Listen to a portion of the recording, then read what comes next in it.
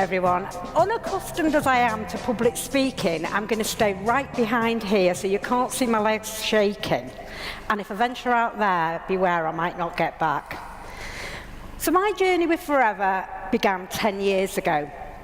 I'd been really poorly and was diagnosed with a health challenge. Not life-threatening, but certainly very debilitating. I'd done lots of research and made the decision to try and manage it myself. I changed my diet and my lifestyle. And whilst looking for a good supplement, I met a lady who introduced me to the Forever products. I was somewhat sceptical.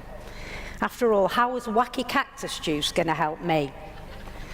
However, over time, with the combination of the changes I'd made, I began to feel better, and I was hooked. I was then invited to a business presentation, and it was a no-brainer. I joined there and then on the night. But if I was going to be using these products long-term, I might as well take advantage of the 35% discount. I had absolutely no interest in building a business. We already had a great lifestyle.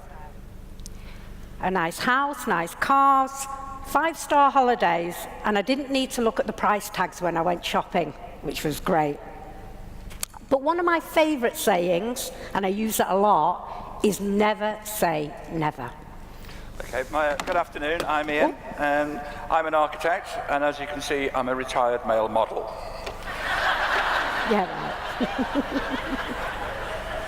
I was born and bred in a place called Workington in Cumbria. And at an early age, my parents sent me to elocution lessons so I wouldn't have a Cumbrian accent. And they also told me that I was going to be an architect. So I now speak proper like, and I am an architect. I qualified in 1972. Now, looking at the audience here, that was probably before most of you were born, and probably before most of your parents were born. I lived a typical employee's life, and I did what the boss said. I was told when I could have my holidays, I was told when I could have time off, and also, when asked, I actually worked late for no pay. How many people can relate to that? Quite a few, quite a few.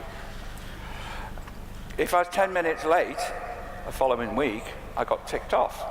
How many people can relate to that? You know, almost everybody. In 1984, I then set up my own business. And within a couple of years, it was really successful. In reality, I'd swapped one boss for many bosses, and they were all just as demanding. Those were my clients. There came the crash of 2008, and my workload dropped dramatically. I'd been through a couple of recessions, so I wasn't really bothered, because I'd worked my way through those. But this one just kept going and going and going, and it's still going at the moment. So I started to put our savings into the business to keep it going, which I should never have done, but I did. I hoped it would keep it afloat, and I hoped it would pick it up. My biggest mistake was not telling Emma what I was doing. Because she continued to build relationships with most of the fashion outlets in Chester, while making loads of friends, particularly male ones. Because the male friends she met, I found them often hiding behind our sofa. You know, people like Louis Vuitton, George, Armani. And of course, very occasionally, only very occasionally, she assures me there were other Georges from another shop. But the inevitable happened, and we found that I couldn't support that lifestyle anymore. The dreaded day came when the proverbial hit the fan. Ian arrived home and greeted me with, "They're coming to take your car tomorrow. The council tax hasn't been paid for months. Credit cards are maxed out, and the bank are likely to take the house." My response, after regaining my composure, was, "Over my dead body, you are not taking my home." My only qualifications on leaving school are O-level woodwork and Hebrew. So, apart from becoming a carpenter in Israel, my choices were extremely limited. So I set to work building my very expensive hobby into a profitable business. We still have our home, and the income from Forever will now allow me to pursue my passion for travel and put Ian in the very best of nursing homes.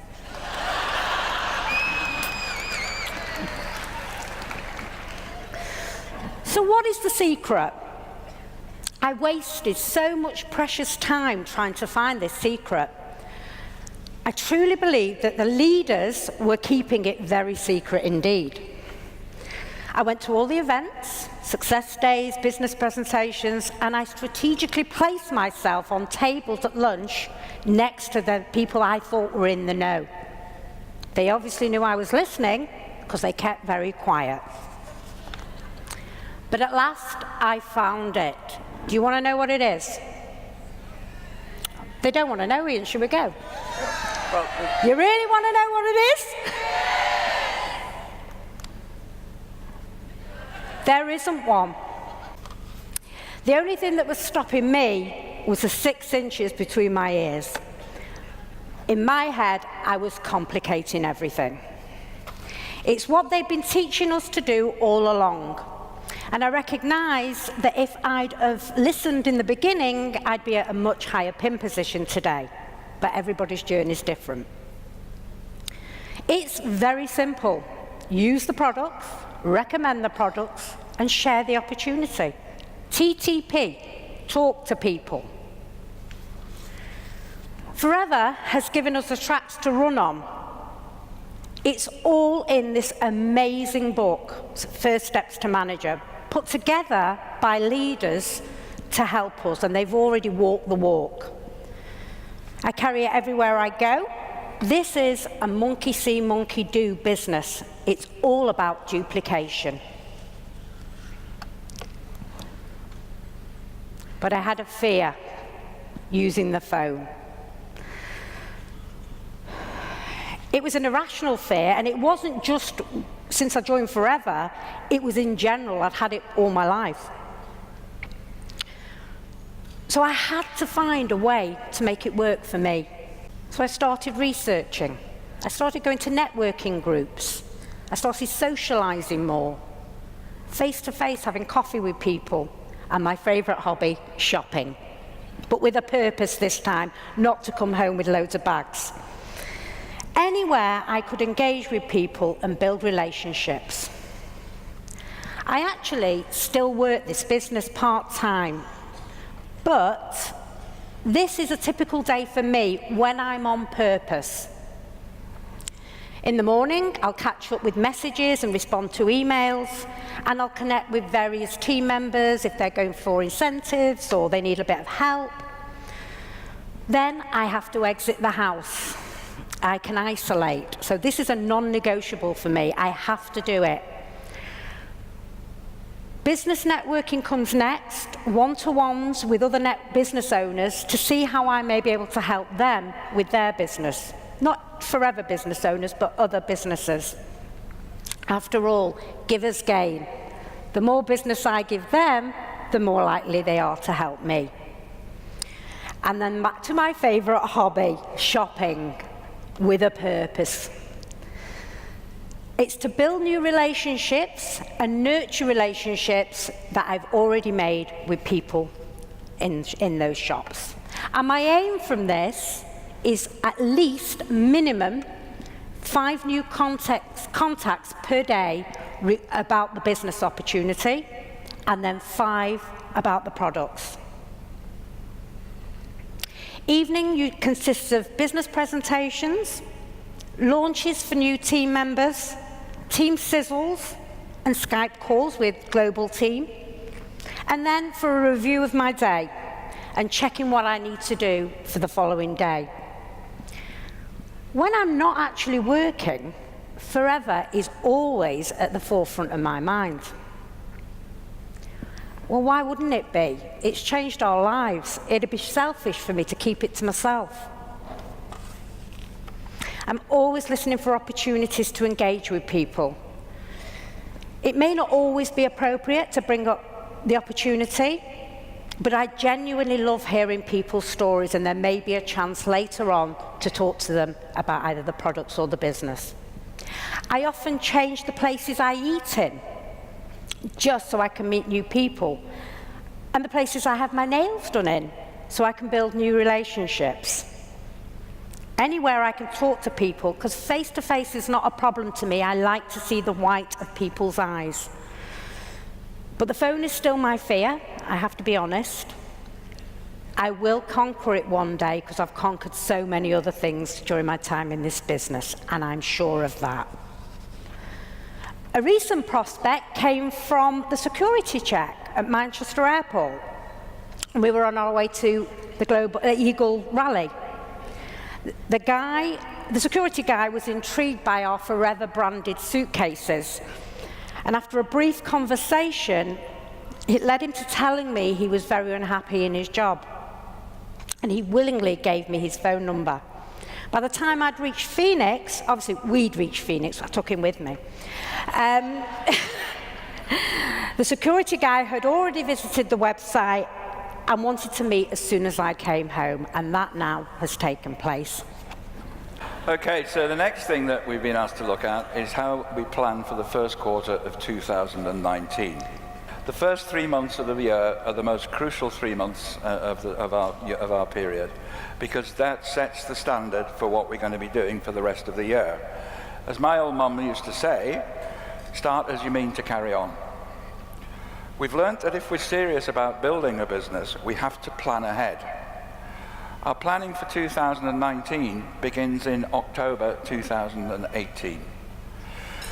We start that with the Christmas campaign. We plan a Christmas campaign with our team, and we have some really strong retailers who are doing some fantastic stuff in our team. And it creates massive momentum going into January with the C9 and the weight management program after all the overindulgence over the festive season. Also, follow-ups are important with the business opportunity, with the people who said, and I'm sure you've heard it, speak to me after Christmas. We do team sizzles where we review the goals. It's important that people have a look at their goals and review where they were and where they want to be.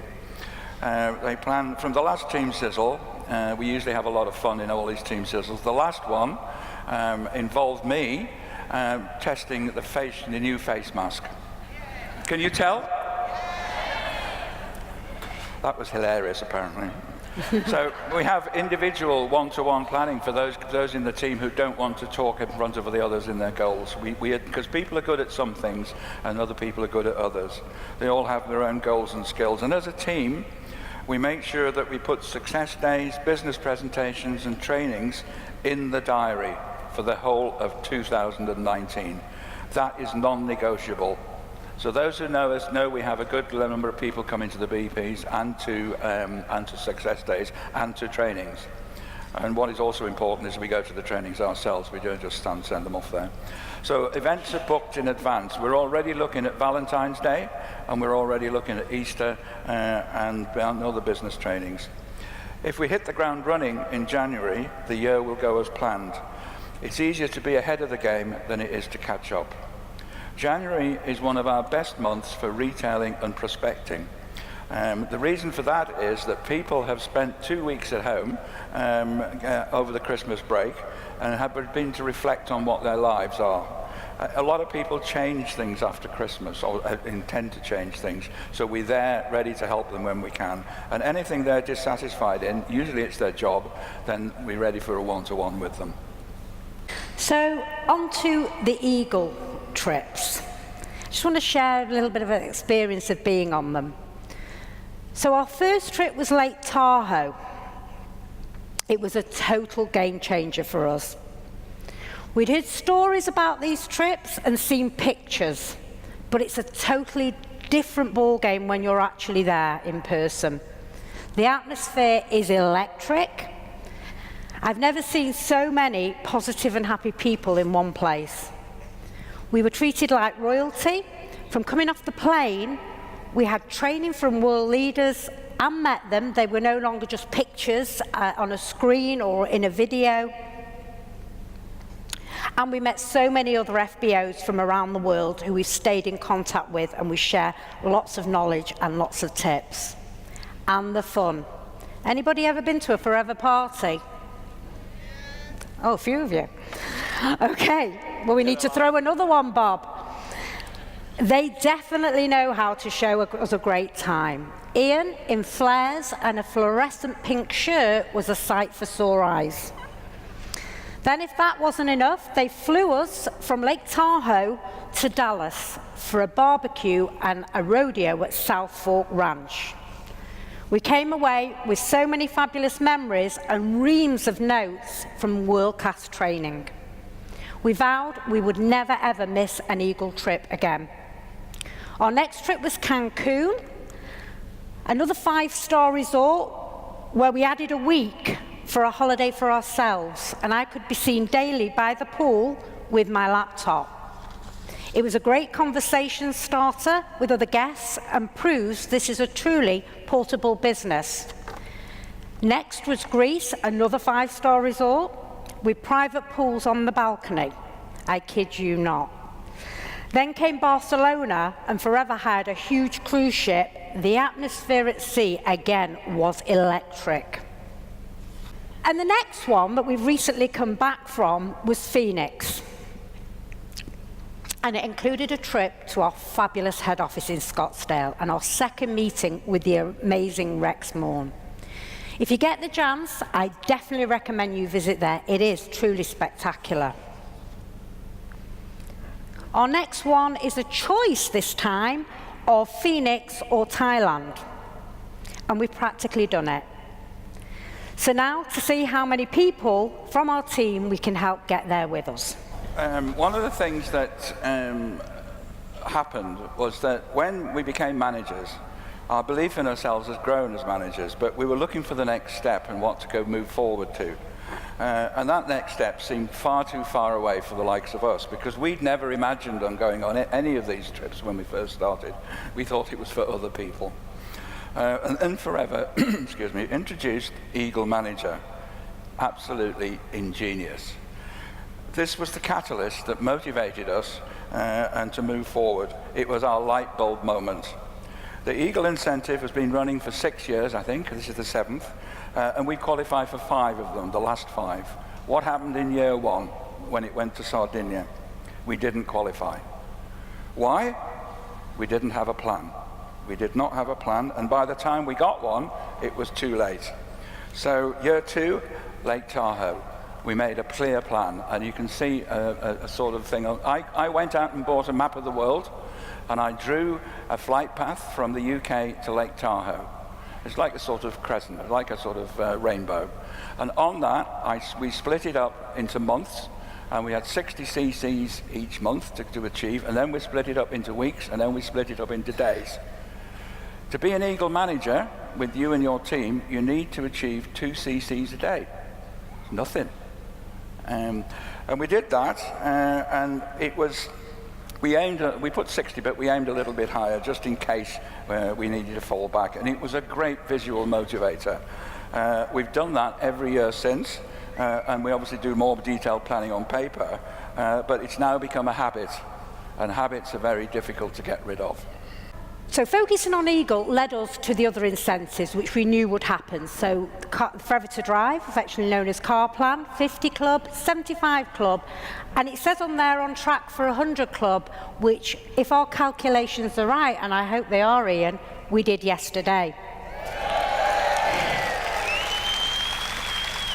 VIP Club, which offers so much, it's fantastic, and my favourite, Network Professional pin, the yellow suitcase, my pride and joy. Although a little battered now, I still love it. I think it's important that what happened to us is that we changed our attitude, and we believe that the recipe for success was 3 main things which have been covered before: belief in the company, belief in the products, and belief in ourselves. And that TTP, talk to people, which also is can also mean, what was it we said was going to mean, TTP, take the product, talk to people, and your interpretation is take the profit. There we are.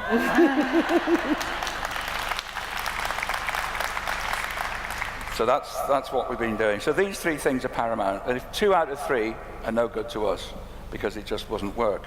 So we've got to, the attitude is down to us, and it has to be consistent.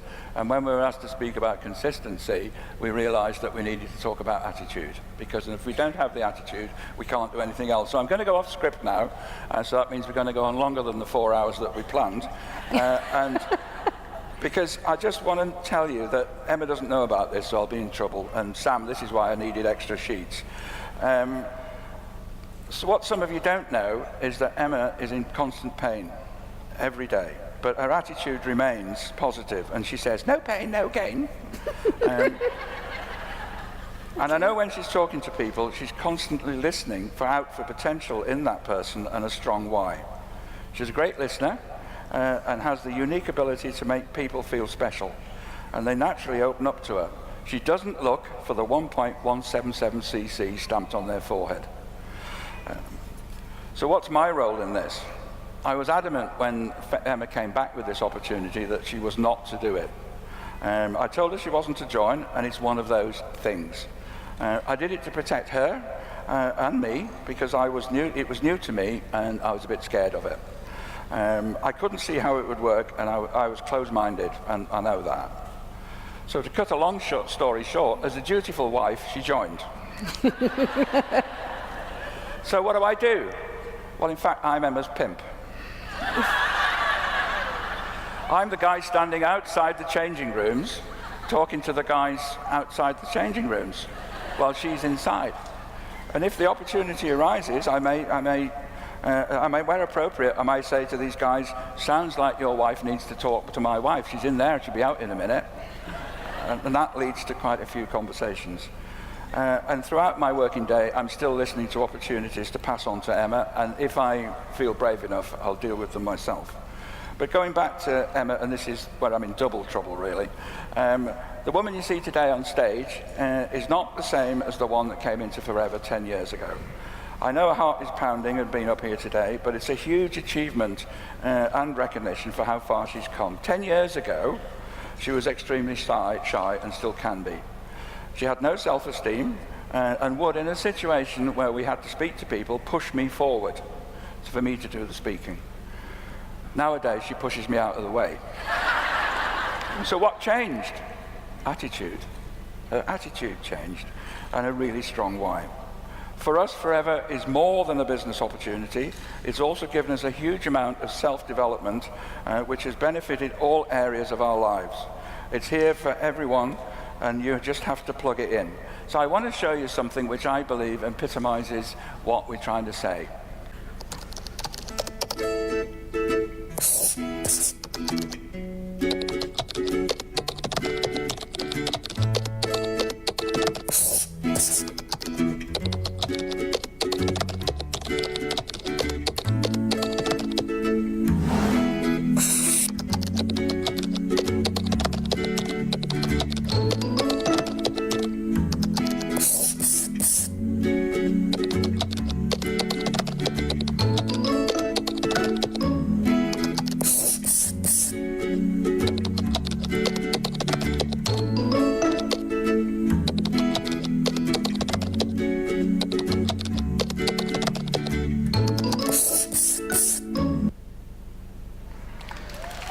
There we are.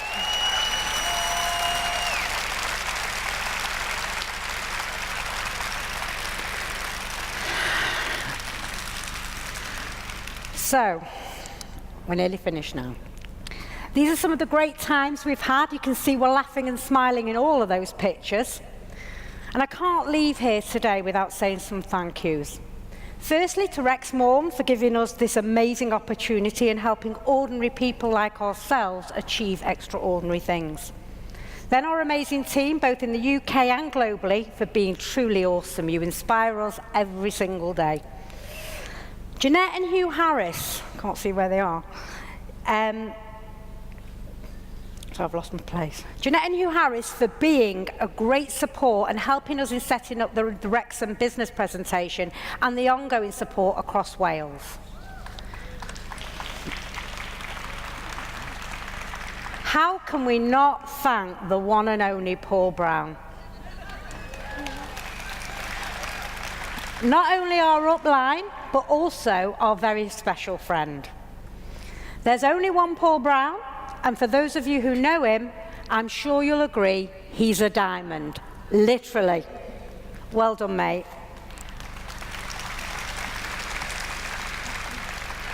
Bob Parker, Sam Downs, and all the fabulous team at head office who are always positive and happy. You're all amazing. And lastly, but definitely not least, two very special people who, without financial gain, in fact, we weren't even in their area, but they offered support and they adopted us until we found our feet. We love them dearly, and without their support, I may not be here today, and that's Kevin and Yvonne James. Ready? So, that's all for us today, and we'd like to leave you with this quote. Strength doesn't come from what you can do, it comes from overcoming the things you once thought you couldn't do. I can now eat and sleep again. The pressure is off, Sam. Remember, be consistent, be coachable, go for Eagle, and you will never regret it. Thank you for listening.